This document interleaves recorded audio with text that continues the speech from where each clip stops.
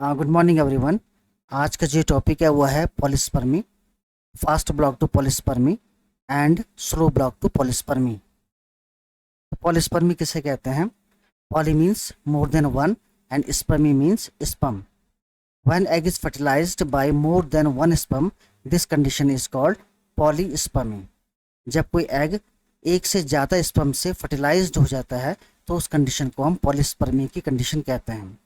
ऐसे ही मोनोस्पर्मी में होगा, mono means one and spermy means sperm. When egg is fertilised by only one sperm, that is called monospermy. जब कोई egg किसी एक स्पर्म के द्वारा फर्टिलाइज्ड होता है तो उस कंडीशन को हम मोनोस्पर्मी की कंडीशन कहते हैं। तो प्रकृति हमेशा मोनोस्पर्मी की कंडीशन को सपोर्ट करती है। तो मोनोस्पर्मी की कंडीशन में क्या होता है? सपोज ये एग है, एग के लास्ट में जो मेम्ब्रेन है उसे हम वेटेलाइन मेम्ब्रेन कहते हैं, वेटेलाइन मेम्ब्रेन। और इसके अंदर जो मेम्ब्रेन पाई जाती है वो क्या है? Plasma membrane. ये है प्लाज्मा मेम्ब्रेन। इसके अंदर जो न्यूक्लियस होगा, जो क्रोमोसोम की संख्या होगी वो कैसी होगी? हैप्लॉइड कंडीशन में होगी।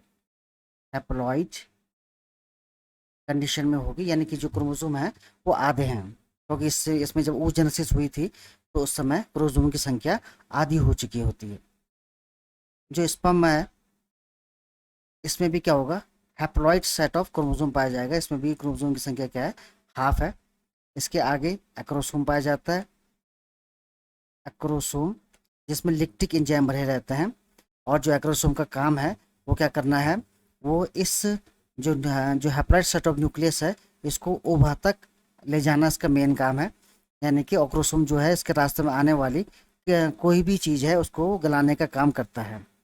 एक्रोसोम के अंदर लिक्टिक एंजाइम भरे रहते हैं और वो ओवा की जो दीवारें हैं जो प्रोटीन से बनी होती है या कार्बोहाइड्रेट से मिलकर बनी होती हैं, उन सबको क्या करता है? डिसॉल्व कर देता है, ताकि ये जो न्यूक्लियस है वो आगे जाके कहाँ चला जाए?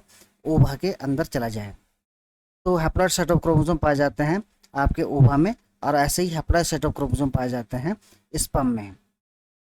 स्पर्म में एक और चीज़ पाई जाती है, इसे हम कहते हैं सेंट्रियोल। सेंट्रियोल इसे हम कहते हैं। अब जब फर्टिलाइजेशन होगा तो उसमें क्या होगा? फ्यूजन ऑफ गैमिट्स फर्टिलाइजेशन को हम कहते हैं। तो इसमें जो ये प्रोन्यूक्लियाई है, जो स्पर्म का जो प्रोन्यूक्लियाई है वो कहाँ चला जाएगा? फ्यूज हो जाएगा किसके साथ? ये ओवा के जो हैप्लॉइड सेट ऑफ क्रोमोसोम है उसके साथ ही फ्यूज हो जाएगा। और साथ ही साथ जो ये सेंट्रियोल है ये भी जो स्पर्म है वो ओवा को दान करता है, डोनेट कर देता है। अब आगे जाके इसमें जो कंडीशन आएगी वो क्या है? जाइगोट की कंडीशन है। यानी कि इसमें अब जो क्रोमोसोम की संख्या है वो क्या हो चुकी है? 2x हो चुकी है। और इसको हम क्या कहते हैं? डिप्लॉइड कंडीशन कहते हैं, डिप्लॉइड कंडीशन कहते हैं। आगे जाके ये जो सेंट्रियोल है, ये सेंट्रियोल दो भागों में बढ़ जाएगी और दो अलग अलग पोल्स की तरफ क्या करेगी? मूव करेगी। इसमें अब क्या होने वाला है? क्लीवेज होने वाला है। ये जाइगोट है, जाइगोट। अब इसमें क्या होने वाला है? क्लीवेज होने वाला है। जो ये क्लीवेज है ये प्रकार का माइटोटिक डिवीजन है। इसको क्या, ये क्या है? माइटोटिक डिवीजन है। तो इसमें वही सब फेजेज आएंगी, पहले प्रोफेज आएगी, फिर मेटाफेज आएगी, फिर एनाफेज आएगी, टीलोफेज आएगी, और बाद में साइटोकाइनेसिस होगा और सेल दो भागों में बढ़ जाएगी। तो जब इसमें मेटाफेज की कंडीशन आती है तो इनके बीच क्या बनते हैं? आपके स्पिंडल फाइबर्स बनते हैं। इन दोनों के बीच में जो सेंट्रियोल है इसके बीच में स्पिंडल फाइबर्स बनते हैं। स्पिंडल फाइबर्स इसमें बनते हैं जो इन क्रोमोसोम्स को अपोजिट पोल की तरफ अट्रैक्ट करते हैं। ये क्रोमोसोम है जो डिप्लॉइड कंडीशन में है और ये कहाँ जाएंगे? अपोजिट पोल्स की तरफ चले जाएंगे। और एट लास्ट इसमें क्या होगा? साइटोकाइनेसिस होगी और सेल दो भागों में बढ़ जाएगी। इस तरह से सेल दो भागों में बढ़ जाएगी और हर जो सेल है उसमें जो क्रोमोसोम की संख्या होगी वो क्या होगी? डिप्लॉइड कंडीशन में होगी, डिप्लॉइड कंडीशन में होगी, यानी कि 2x होगी। तो ये क्या है? मोनोस्पर्मी है और प्रकृति इसको सपोर्ट करती है। इसी के कारण हमारी जो पूरी बॉडी है उसमें जो प्रत्येक सेल है उसके अंदर जो क्रोमोसोम का नंबर है वो क्या है? डिप्लॉइड कंडीशन में है। अब पॉलीस्पर्मी की कंडीशन में क्या होगा? Poly means more than one and spermy, spermy means sperm. यानी कि जो ये एग है ये इसकी वेटेलाइन मेम्ब्रेन है, ये इसकी प्लाज्मा मेम्ब्रेन है, और ये इसका न्यूक्लियस है जो क्या है? हैप्लॉइड सेट ऑफ न्यूक्लियस है। वैसे ही ये स्पर्म्स हैं, स्पर्म के अंदर क्या है, हैप्लॉइड सेट ऑफ न्यूक्लियस है और साथ में एक सेंट्रियोल भी है। ये दूसरा स्पर्म है, इसमें क्या है, इसमें भी हैप्लॉइड सेट ऑफ न्यूक्लियस है और यहाँ पे एक सेंट्रियोल है। अब पॉलीस्पर्मी मीन्स जब एक से ज़्यादा स्पर्म जो है फर्टिलाइजेशन में भाग लेते हैं तो उसको हम क्या कहते हैं, पॉलीस्पर्मी। तो इसमें इस कंडीशन में क्या होगा, ये जो स्पर्म है ये भी अपना जो न्यूक्लियस है ये ओवा को डोनेट कर देगा। ये जो दूसरा स्पर्म है ये भी अपना न्यूक्लियस ओवा को डोनेट कर देगा। अब यहाँ पे डिप्लॉइड कंडीशन आनी चाहिए थी, लेकिन यहाँ पे कौन सी कंडीशन आ गई, ट्रिप्लॉइड कंडीशन आ गई। ट्रिप्लॉइड कंडीशन यहाँ पे आ गई, यानी कि क्रोमोसोम की संख्या क्या होगी, 3 गुनी हो गई है। साथ ही साथ जो ये सेंट्रियोल है, जो ये स्पर्म है, इसको जो सेंट्रियोल है इसने अपने सेंट्रियोल को यहाँ पे डोनेट किया। इस दूसरे जो स्पर्म है इसने भी अपना सेंट्रियोल को यहाँ पे डोनेट किया। अब इसमें आगे जाके क्या चलेगा, क्लीवेज चलेगा, यानी कि माइटोटिक डिवीजन चलेगा। तो माइटोटिक डिवीजन में क्या होगा, ये जो सेंट्रियोल है ये 2 भागों में बटेगी और अपोजिट पोल्स की तरफ मूव कर देगी। तो यहाँ पे ये अपोजिट पोल्स की तरफ इसने मूव कर दिया। तो दूसरी सेंट्रियोल आई है, जो दूसरे स्पर्म से जो सेंट्रियोल आई है वो भी 2 भागों में बटेगी और अपोजिट पोल्स की तरफ क्या करेगी, मूव करेगी। तो 2 सेंट्रियोल थी, 2 की क्या बन गई, 4 बन गई, और चारों अपोजिट पोल्स की तरफ इन्होंने मूव कर दिया। अब बीच में जो क्रोमोसोम की संख्या है किस रूप में है, ट्रिप्लॉइड कंडीशन के रूप में है। अब इनके बीच में क्या बनेंगे, स्पिंडल फाइबर्स बनेंगे। जब मेटाफेज की कंडीशन आएगी तो इनके बीच में स्पिंडल फाइबर्स बनेंगे। तो इनके बीच में बन गए, यहाँ से इसके बीच में भी बने, इसके बीच में भी बने और इन दोनों के बीच में भी बन गए। अब जो ये क्रोमोसोम्स हैं इनका क्या होना है, डिवीजन होना है, इनका डिस्ट्रीब्यूशन होना है। तो इनका डिस्ट्रीब्यूशन क्या हो जाएगा, असमान हो जाएगा। कुछ यहाँ पहुँच जाएंगे, कुछ यहाँ, कुछ यहाँ पे, असमान रूप से क्या हो जाएगा, ये इसका डिस्ट्रीब्यूशन हो जाएगा। तो इसमें क्या होगा, इस कंडीशन में क्या होगा, या तो एम्ब्रियो की क्या हो जाएगी, डेथ हो जाएगी, या फिर जो अगर कोई कंडीशन बनती है तो अब कंडीशन बनेगी, अब कंडीशन ये बन जाएगी। तो जो पॉलीस्पर्मी है, प्रकृति इसको क्या करती है, ये सपोर्ट नहीं करती है। प्रकृति हमेशा मोनोस्पर्मी को ही सपोर्ट करती है। अब इस पॉलीस्पर्मी को रोकने के लिए कि इस तरह की पॉलीस्पर्मी ना हो, एग के अंदर कई तरह की मैकेनिज्म विकसित होती हैं। वो 2 तरह की मैकेनिज्म है, एक है फास्ट ब्लॉक टू पॉलीस्पर्मी और दूसरी है स्लो ब्लॉक टू पॉलीस्पर्मी। तो जैसे मैंने आपको बताया, polyspermy leads in several abnormalities such as polyploidy. Polyploidy किसे कहते हैं, जब क्रोमोसोम की संख्या डिप्लॉइड कंडीशन से ज़्यादा हो जाएगी। ये डिप्लॉइड हो सकते हैं, ये टेट्राप्लॉइड हो सकते हैं, यानी इस कंडीशन को क्या कहते हैं, पॉलीप्लॉइडी की कंडीशन कहते हैं। तो इसमें क्या होगा, abnormal mechanism of chromosomal separation. इसमें जो क्रोमोसोम का सेपरेशन होगा वो क्या हो जाएगा, अबनॉर्मल हो जाएगा, कहीं ज़्यादा हो जाएंगे, कहीं कम हो जाएंगे during the cell division and ultimate death of the embryo. और इसमें क्या होगा, अल्टीमेटली जो एम्ब्रियो है उसकी क्या हो जाएगी, डेथ हो जाएगी। तो it is very important that only 1 sperm inter into the egg, यानी कि मोनोस्पर्मी हो। इसलिए ये बहुत इंपॉर्टेंट है कि जो एग है वो केवल एक ही स्पर्म से फर्टिलाइज्ड हो, यानी कि कंडीशन कौन सी होनी चाहिए, मोनोस्पर्मी की कंडीशन होनी चाहिए। फिशेज में क्या होता है, the sperm can enter into the egg only through a narrow opening that is called micropyle, the rest of the egg being covered by impermeable chorion. अब उन फिश में क्या होता है, तो फिश का जो अंडा है इसके चारों ओर जो ये मेम्ब्रेन लगी है, इसे हम कहते हैं कोरियन मेम्ब्रेन। ये जो वेटेलाइन मेम्ब्रेन है इसी को हम कह देते हैं कोरियन की मेम्ब्रेन। और यहाँ पे एक छेद होता है, पोर होता है, इस पोर को हम कहते हैं माइक्रोपाइल। तो फिश के अंडे में पॉलीस्पर्मी ना हो तो फिश के अंडे ने क्या मैकेनिज्म विकसित की है, तो यहाँ पे उसकी जो पूरी की पूरी जो मेम्ब्रेन है, जो वेटेलाइन मेम्ब्रेन है जिसको हम कोरियन मेम्ब्रेन कहते हैं, वो इम्परमेबल हो जाती है। किसके लिए, जो स्पर्म है उसके लिए क्या है, इम्परमेबल है, यानी कि यहाँ से कोई भी जो स्पर्म है वो एंट्री नहीं कर सकता है, केवल एक ही भाग से एंट्री कर सकता है, उसे हम कहते हैं माइक्रोपाइल। तो the polyspermy is blocked in many animals soon as the first sperm fuse with the egg plasma membrane. ये तो रही फिश की बात, लेकिन और अगर और अंडों की बात करें, खासकर सी अर्चिन के एग की बात करें, तो इसमें इस पॉलीस्पर्मी को रोकने के लिए 2 तरह की मैकेनिज्म विकसित होती हैं। तो पहली मैकेनिज्म है the fast block to polyspermy, कि जल्दी से जल्दी इस पॉलीस्पर्मी को रोका जाए। दूसरी होती है the slow block to polyspermy. तो जैसे कि फास्ट ब्लॉक टू स्पर्मी, जैसे कि नाम बता रहा है, it is a fast reaction, ये बहुत तेज रिएक्शन होती है और 1 सेकेंड के 1/10वें सेकेंड में ये पूरी हो जाती है। तो so it is a fast reaction accomplished with in 1/10 of the second of gamete membrane contact. जब पहला स्पर्म एग के प्लाज्मा मेम्ब्रेन से जो ही फ्यूज करता है, उसके 1/10 सेकेंड के अंदर अंदर फास्ट ब्लॉक ऑफ पॉलीस्पर्मी शुरू हो जाती है। इसमें क्या होता है, बाय द डिपोलराइजेशन ऑफ ओवा प्लाज्मा मेम्ब्रेन, इसमें जो ओवा की जो प्लाज्मा मेम्ब्रेन है उसका डिपोलराइजेशन होता है। और जो दूसरी है the slow block of polyspermy, it is the slower reaction, ये स्लो रिएक्शन है cause by the exocytosis of cortical granules. इसमें जो कॉर्टिकल ग्रैन्यूल्स हैं ये बड़ी भूमिका अदा करते हैं। तो दो तरह की मैकेनिज्म है, एक है फास्ट ब्लॉक टू पॉलीस्पर्मी और दूसरी है स्लो ब्लॉक टू पॉलीस्पर्मी। तो हम बात करते हैं फास्ट ब्लॉक टू पॉलीस्पर्मी की। तो फास्ट ब्लॉक ऑफ पॉलीस्पर्मी की बात करते हैं। जो फास्ट ब्लॉक ऑफ पॉलीस्पर्मी है वो सी अर्चिन में देखी गई है। जो सी अर्चिन का जो एग है वो कहाँ रहता है, सी वाटर में रहता है, सी वाटर। इसके जो लास्ट की मेम्ब्रेन है वो है वेटेलाइन मेम्ब्रेन।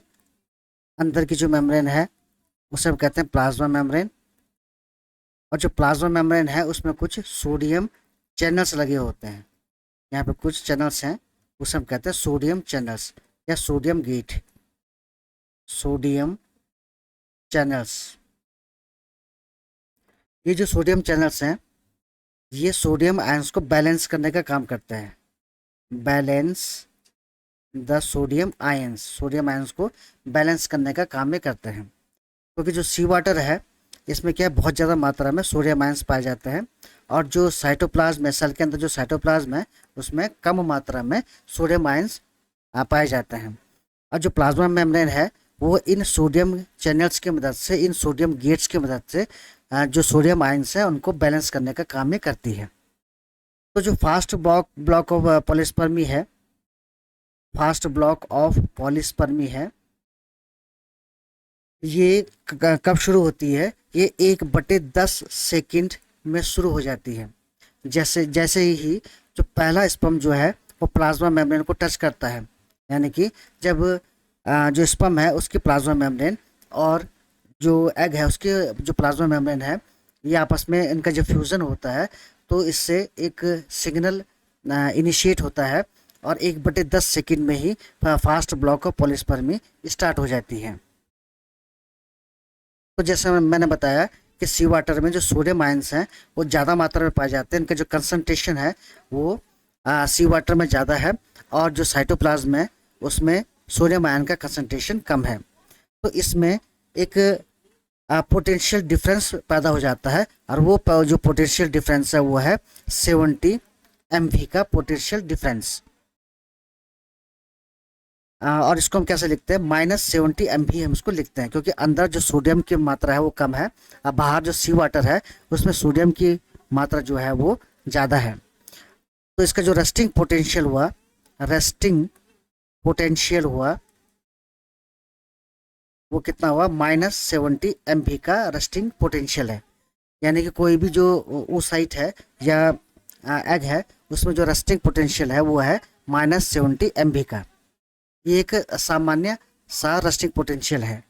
इस जो रेस्टिंग पोटेंशियल में कोई भी जो स्पर्म है वो जो ओवा है उसके अंदर पेनिट्रेट हो सकता है। लेकिन जब जो ही पहला स्पर्म पेनिट्रेट होता है, उसकी जो प्लाज्मा मेम्ब्रेन है ओवा की प्लाज्मा मेम्ब्रेन के संपर्क में आती है, तो होता क्या है कि जो ये सोडियम जो चैनल्स हैं ये क्या हो जाते हैं, ओपन हो जाते हैं। सोडियम चैनल्स, जो सोडियम के जो चैनल्स हैं या गेट जिसे हम कहेंगे वो क्या हो जाते हैं, ओपन हो जाएंगे, ये खुल जाएंगे। किस चीज़ के लिए, सोडियम आयंस के लिए खुल जाते हैं। क्योंकि सोडियम आयंस के लिए खुल जाते हैं तो सी वाटर से जो सोडियम आयंस हैं वो रश करते हैं इनसाइड द एग, ठीक है ना। तो जो सी वाटर में हमें पता है कि ज़्यादा मात्रा में सोडियम आयंस पाए जा रहे हैं और जो ही सोडियम जो गेट खुला तो उसमें बहुत ज़्यादा मात्रा में जो सोडियम आयंस हैं वो अंदर की तरफ इनका मूवमेंट शुरू हो जाता है। और जो रेस्टिंग पोटेंशियल जो पहले -70 MV का था अब बदल जाता है कितना, +20 एमवी का ये हो जाता है। तो जो ही ये रेस्टिंग पोटेंशियल बदला तो इससे क्या फ़र्क पड़ा, इसमें अब जितने भी इसमें जो स्पर्म है, अब इस स्पर्म इस जो एग है उसके अंदर अब नहीं आ पाएंगे। वो जो स्पर्म है उनके लिए क्या हो गई, जो प्लाज्मा मेम्ब्रेन है वो इम्परमिएबल हो गई, अपारगम्य हो जाती है। ये जो फास्ट ब्लॉक ऑफ पॉलीस्पर्मी है ये केवल 1 मिनट तक प्रभावी रहती है। 1 मिनट 1 मिनट तक ये क्या होती है, ये एक्टिव रहती है। और उसके बाद ये दोबारा से जो रेस्टिंग पोटेंशियल है वो फिर कितना हो जाता है, -70 MV का ये रेस्टिंग पोटेंशियल हो जाता है। तो 1 मिनट का समय रहता है और उस समय के अंदर फास्ट ब्लॉक ऑफ पॉलीस्पर्मी होती है। लेकिन 1 मिनट बाद क्या होगा, 1 मिनट बाद दोबारा से जो रेस्टिंग पोटेंशियल है वो -70 MV का हो जाएगा और जो स्पर्म ओवा की तरफ मूव कर रहे हैं वो दोबारा से इसको पेनिट्रेट कर सकते हैं। तो fast block of polyspermy is initiated with in 1/10 of second, 1/10 second में शुरू हो जाएगी ऑफ गैमीट मेम्ब्रेन कॉन्टैक्ट। जो ही जो दोनों गैमीट है, स्पर्म है और ओवा है, उसकी मेम्ब्रेन ने आपस में कांटेक्ट किया तो उसके 1/10 सेकेंड में फास्ट ब्लॉक ऑफ पॉलीस्पर्मी का इनिशिएशन हो जाता है, इसकी शुरुआत हो जाती है। Now sperm head come in contact with the vitelline membrane and the plasma membrane of the egg. और जो स्पर्म का जो हेड है वो वेटेलाइन मेम्ब्रेन और प्लाज्मा मेम्ब्रेन के कांटेक्ट में आ जाता है और इससे क्या होता है, एक मॉलिक्यूलर सिग्नल की शुरुआत हो जाती है। When two plasma membrane come in contact, जब दोनों के दोनों प्लाज्मा मेम्ब्रेन कॉन्टैक्ट में आती है तो इससे मॉलिक्यूलर सिग्नल का इनिशिएशन हो जाता है। These signals allow entry of first sperm and block to the other. जो ये सिग्नल है, जो फर्स्ट जो स्पर्म है उसको तो अलाउ कर देता है अंदर जाने के लिए और बाकी जो स्पर्म है उनको क्या कर देता है, ब्लॉक कर देता है। This signal is mitigated by transit depolarisation of egg plasma membrane. इसमें क्या होता है, जो एग की जो प्लाज्मा मेम्ब्रेन है उसका डिपोलराइजेशन होता है। Actually, the ionetic concentration sodium and potassium ions of the ovum varies from that the surroundings। जैसा मैंने आपको बताया कि जो सोडियम आयंस का जो कंसंट्रेशन होता है साइटोप्लाज्म के अंदर और उसके सराउंडिंग, उसके जो बाहर जो एक्सटीरियर में है वो क्या होता है, दोनों के दोनों अलग अलग होते हैं। Sea water has high concentration of sodium ions. जो सी वाटर है उसमें जो सोडियम आयन का जो कंसंट्रेशन है वो हाई होता है। एंड द ओवा cytoplasm has low sodium ion concentration. जो साइटोप्लाज्म है उसके अंदर सोडियम आयंस का जो कंसंट्रेशन है वो लो होता है। And has a resting potential, और इनके बीच में जो पोटेंशियल का जो डिफरेंस होता है, जो रेस्टिंग पोटेंशियल होता है वो 70 MV का होता है और expressed as -70 MV because the inside of the cell is negatively charged। क्योंकि अंदर सोडियम के आयंस का जो कंसंट्रेशन है वो कम है तो इसको हम क्या लिखते हैं, -70 MV लिखते हैं। तो इसके अंदर जो रेस्टिंग पोटेंशियल है वो -70 MV का है। This condition is maintained by the plasma membrane by inhibiting the entry of sodium ions into the oocyte and prevent potassium ions from leaking out into the outside। जो ये resting potential है इसको plasma membrane जो है वो बनाए रखती है, किसके जरिए, ये जो सोडियम गेट्स हैं उनके जरिए बना के ये रखती है। After the binding of first sperm, जब जो ही पहला स्पर्म बाइंड होता है, the sodium channels in the ovum membranes now open. उसके बाद जो ये सोडियम चैनल्स हैं ये खुल जाते हैं, allowing the sodium ions into the ovum. तो इससे क्या होता है कि जो समुद्र में जो सोडियम आयंस है वो रश करके कहाँ चले जाते हैं, जो साइटोप्लाज्म है उसके अंदर ये चले जाते हैं। This cause the depolarisation of the ovum from its normal resting potential of -70 MV to +20 MV। इससे जो रेस्टिंग पोटेंशियल है वो बदल जाता है, पहले ये -70 MV का था, अब बदल के कितना हो जाता है, +20 MV का हो जाता है। Sperm can fuse with the membrane having the resting potential of -70 MV। Sperm तभी फ्यूज कर सकते हैं जब प्लाज्मा मेम्ब्रेन का जो रेस्टिंग पोटेंशियल है वो -70 MV का हो। लेकिन जब सोडियम जो गेट्स खुल जाते हैं और सोडियम आयंस अंदर की साइड आ जाते हैं तो रेस्टिंग पोटेंशियल बदल के -70 MV से +20 MV का हो जाता है। But they can not fuse with the membrane having the positive resting potential that is 20 MB। लेकिन जब रेस्टिंग पोटेंशियल 20 MB का हो जाता है तब ये जो स्पर्म है वो पेनिट्रेट नहीं कर पाते हैं। The egg plasma membrane restored it's normal resting potential -70 MB with in a minute. जैसे मैंने आपको बताया कि जो ये फास्ट ब्लॉक ऑफ पोलिस्पर्मी है केवल 1 मिनट तक की क्या होती है, प्रभावी रहती है। तो स्लो ब्लॉक ऑफ पोलिस्पर्मी में क्या होता है, सपोज ये सी अर्चिन का एग है, इसके बाहर की मेम्ब्रेन है वेटालाइन मेम्ब्रेन, अंदर की मेम्ब्रेन प्लाज्मा मेम्ब्रेन, और दोनों मेम्ब्रेन के बीच का जो स्पेस है उसे हम कहते हैं प्री वेटालाइन स्पेस। जो प्लाज्मा मेम्ब्रेन है उसके अंदर की तरफ कुछ ग्रैन्यूल्स पाए जाते हैं, इस तरह के ग्रैन्यूल्स पाए जाएंगे, और इस हर जो ग्रैन्यूल्स है उसे हम कहते हैं कॉर्टिकल ग्रैन्यूल्स। इनकी जो संख्या है वो होती है लगभग 15,000, और जो प्रत्येक जो ग्रैन्यूल है वो 1 माइक्रोन डायमीटर का ये होता है। अब जो ही जो पहला स्पर्म प्लाज्मा मेम्ब्रेन से कांटेक्ट करता है, यानी कि जो स्पर्म की जो प्लाज्मा मेम्ब्रेन है और ओवा की जो प्लाज्मा मेम्ब्रेन है उन दोनों का कांटेक्ट होता है, तो प्री वेटालाइन स्पेस में एक एंजाइम पाया जाता है, उसका नाम है आइनोसिटल ट्राइफॉस्फेट। आइनोसिटल ट्राइफॉस्फेट ये एक्टिव हो जाएगा, जिसको हम IP3 भी कहते हैं, और ये जाएगा सीधे साइटोप्लाज्म में। साइटोप्लाज्म में ये जाएगा और यहाँ पे क्या करेगा, कैल्शियम के लेवल को बढ़ा देगा, इंक्रीज कैल्शियम लेवल।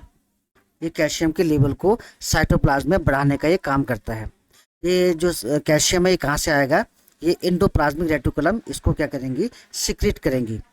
इसको एंडोप्लाज्मिक रेटिकुलम जो ये कैल्शियम आयंस हैं इसको क्या करेंगी, सिक्रेट करेंगी। तो साइटोप्लाज्म में जो कैल्शियम का जो लेवल है वो क्या हो जाएगा, बढ़ जाएगा। ये कैल्शियम लेवल बाद में जाके क्या करेंगे, ये कॉर्टिकल जो एल्वोलाई है, कॉर्टिकल जो ग्रैन्यूल्स है, ग्रैन्यूल्स वो क्या करेंगे, स्टिमुलेट करेंगे, इसको पुश करेंगे प्लाज्मा मेम्ब्रेन में फ्यूज होने के लिए। तो जितने भी जो ये कॉर्टिकल ग्रैन्यूल्स हैं ये कहाँ हो जाएंगे, फ्यूज प्लाज्मा मेम्ब्रेन में, फ्यूज इनटू प्लाज्मा मेम्ब्रेन। जो प्लाज्मा मेम्ब्रेन है उसमें फ्यूज हो जाएंगे, ये आगे जाएंगे और इस तरह से प्लाज्मा मेम्ब्रेन में ये फ्यूज हो जाएंगे। और जो कॉर्टिकल जो ग्रैन्यूल्स हैं उसके अंदर का जो भी कंटेंट है वो कहाँ रिलीज हो जाएगा, प्री वेटालाइन स्पेस में रिलीज हो जाएगा।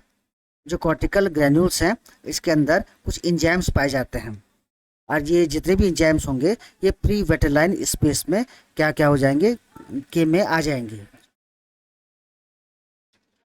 तो जो कॉर्टिकल ग्रैन्यूल्स हैं, ये जो कॉर्टिकल ग्रैन्यूल्स हैं इसके अंदर कुछ एंजाइम्स भरे होते हैं। जो पहला एंजाइम है वो है proteases, serine, SERIN, serine, proteases. ये एंजाइम क्या करता है, 2 तरह का काम करेगा। सबसे पहला काम तो क्या करेगा, ये रिमूव द रिसेप्टर्स,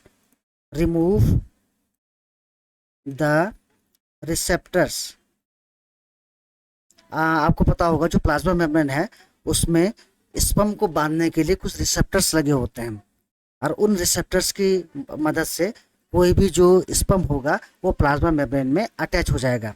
तो जो सीरीन प्रोटीन है ये सारे के सारे जो रिसेप्टर्स है उनको हटाने का काम में करता है। जो ही रिसेप्टर्स हट जाएंगे तो ऑटोमेटिकली जो स्पर्म है वो भी वहाँ से हट जाएंगे।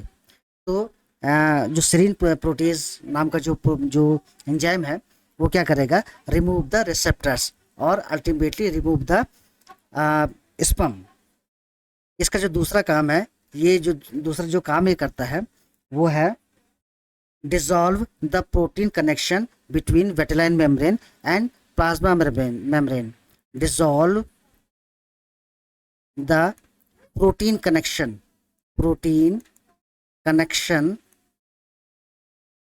Between vitelline membrane and plasma membrane. अब वेटालाइन मेम्ब्रेन और प्लाज्मा मेम्ब्रेन के बीच में कुछ कनेक्शंस होते हैं। ये आप एक प्रोटीन होती है जो इन दोनों को बांध के रखती है। तो यहाँ पे कुछ प्रोटीन्स हैं जो प्लाज्मा मेम्ब्रेन और वेटालाइन मेम्ब्रेन को बांध के रख रही हैं। तो जो ये सेरीन प्रोटीज है इसमें रिएक्ट करेगा और इन प्रोटीन्स को क्या कर देगा, डिसॉल्व कर देगा, हटा देगा। जो ही ये प्रोटीन्स हटेंगी, जो ये लिंक प्रोटीन है ये हटेंगी, तो ये जो वेटालाइन मेम्ब्रेन अलग हो जाएगी और प्लाज्मा मेम्ब्रेन भी अलग हो जाएगी और इनके बीच में जो स्पेस है वो थोड़ा सा ज़्यादा हो जाएगा। जो कॉर्टिकल ग्रेन्यूल्स हैं, इसमें दूसरा जो एंजाइम भरा रहता है उसे हम कहते हैं म्यूकोपॉलीसैकेराइड। म्यूकोपॉलीसैकेराइड्स, ये जो एंजाइम है ये भी एक काम करता है। ये क्या करता है, produce osmotic gradient, produce osmotic gradient. ये जो ऑस्मोटिक जो ग्रेडियंट है उसको बढ़ाने का काम करता है और इससे क्या होता है, जो सी वाटर है, जो पानी है, वो कहाँ आ जाता है, प्री वेटेलाइन स्पेस में आ जाता है। यानी कि जो प्लाज्मा मेम्ब्रेन है और जो वेटेलाइन मेम्ब्रेन है उसके बीच में जो जगह होगी उसमें पानी आ जाता है। पानी के आने से क्या हो जाता है, एक बैरियर और बढ़ जाता है। इसका जो नंबर 3 जो एंजाइम है उसे हम कहते हैं पेरोक्सीडेज।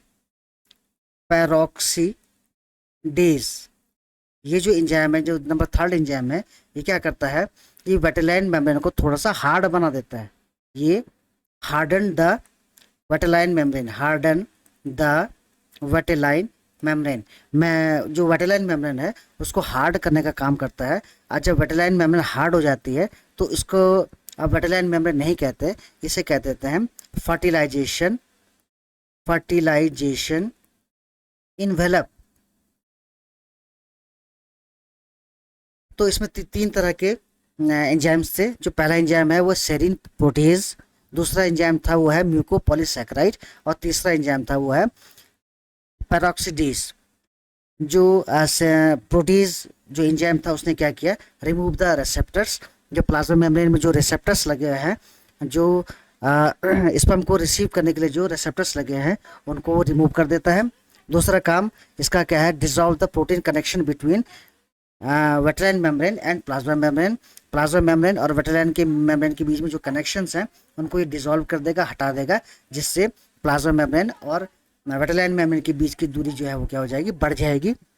जो म्यूकोपॉलीसैकेराइड्स हैं ये क्या करते हैं, प्रोड्यूस ऑस्मोटिक ग्रेडियंट का काम करते हैं, जिससे जो समुद्र का पानी है, जो सी वाटर है, वो प्री वेटेलाइन स्पेस में आ जाता है। और जो तीसरा जो एंजाइम है जिसको हम पेरोक्सीडेज कहते हैं, ये क्या करता है, जो वेटेलाइन की जो मेम्ब्रेन है उसको हार्ड कर देता है और इस तरह से जो हार्डन जो वेटेलाइन मेम्ब्रेन है उसका नाम पड़ जाता है फर्टिलाइजेशन इन्वेलप, उसका नाम ये पड़ जाता है। तो इसमें क्या होता है कि जो स्पर्म है, अगर बाय द वे कोई स्पर्म अटैच भी है तो उसको कई तरह के बैरियर्स का सामना करना पड़ता है। एक तो प्लाज्मा मेम्ब्रेन और वेटेलाइन के मेम्ब्रेन के बीच की दूरी बढ़ गई है। दूसरा, इसके बीच में जो क्या है, पानी आ गया है, वाटर आ गया है। और जो नंबर 3 जो बैरियर है वो क्या है, जो वेटेलाइन जो मेम्ब्रेन है अब वो बहुत ही हार्ड हो गई है। जो वेटेलाइन मेम्ब्रेन है ये क्या हो जाएगी, पूरी की पूरी हार्ड हो जाएगी और स्पर्म इजीली यहाँ पे पेनिट्रेट नहीं कर पाता है। तो ये हो गया आपका स्लो ब्लॉक ऑफ पॉलीस्पर्मी। तो इसमें वही लिखा है, केमिकल एंड मैकेनिकल ब्लॉक, यानी कि slow block to polyspermy. It take 10 to 60 seconds start with the initial penetration of sperm. जो ही स्पर्म का पेनिट्रेशन होगा तो ही slow block of polyspermy start हो जाएगी। Fusion of two membranes cause inositol triphosphate IP3 to release. जो pre vitelline membrane में जो एक एंजाइम रहता है उस एंजाइम का नाम है आइनोसिटल ट्राइफॉस्फेट, जिसको हम IP3 भी कहते हैं, वो रिलीज हो जाएगा, वो साइटोप्लाज्म में जाएगा and medicate the release of calcium ions. और वो क्या करेगा, जो साइटोप्लाज्म है उसमें कैल्शियम के आयंस को क्या करेगा, बढ़ाने का काम ये करेगा। About 15,000 cortical granules are present beneath the plasma membrane. जो प्लाज्मा मेम्ब्रेन है उसके नीचे करीब 15,000 तक कॉर्टिकल ग्रैन्यूल्स पाए जाते हैं और इनका जो डायमीटर होता है वो 1 माइक्रोमीटर तक होता है। उसके बाद जो ये कैल्शियम आयंस हैं वो इन जो कॉर्टिकल ग्रैन्यूल्स हैं उसको पुश करते हैं, उसको स्टिमुलेट करते हैं ताकि वो प्लाज्मा मेम्ब्रेन में जाके फ्यूज हो जाए। The calcium ion result in the fusion of cortical vesicles with the egg plasma membrane and release their content into the pre vitelline space. और इससे क्या होता है, जो कॉर्टिकल ग्रेन्यूल्स के अंदर जो एंजाइम्स भरे होते हैं, कॉर्टिकल ग्रेन्यूल्स उन्हें प्री वेटेलाइन स्पेस में छोड़ देती है। The cortical granules contains proteases. इसमें प्रोटीएजेस होते हैं, जैसे मैंने आपको बताया था सेरीन प्रोटीएजेस है। ये क्या करता है, dissolve the protein connection between the vitelline membrane and plasma membrane. ये प्लाज्मा मेम्ब्रेन और वेटेलाइन मेम्ब्रेन के बीच में जो कनेक्शन है, जो लिंक है, उसको क्या करता है, तोड़ने का काम करता है। जो ही ये कनेक्शन हटा तो प्लाज्मा मेम्ब्रेन और जो वेटेलाइन मेम्ब्रेन है उसके बीच की दूरी बढ़ जाती है। और दूसरा काम ये क्या करता है, रिमूव द बाइंडिंग रिसेप्टर्स। जो रिसेप्टर्स प्लाज्मा मेम्ब्रेन में लगे होते हैं उनको ये हटा देता है। और जो ही रिसेप्टर हटते हैं तो सारे के सारे जो स्पर्म हैं जो रिसेप्टर्स में लगे हुए हैं वो भी हट जाते हैं। जो दूसरा एंजाइम था वो था म्यूकोपॉलीसैकेराइड वाला का एंजाइम।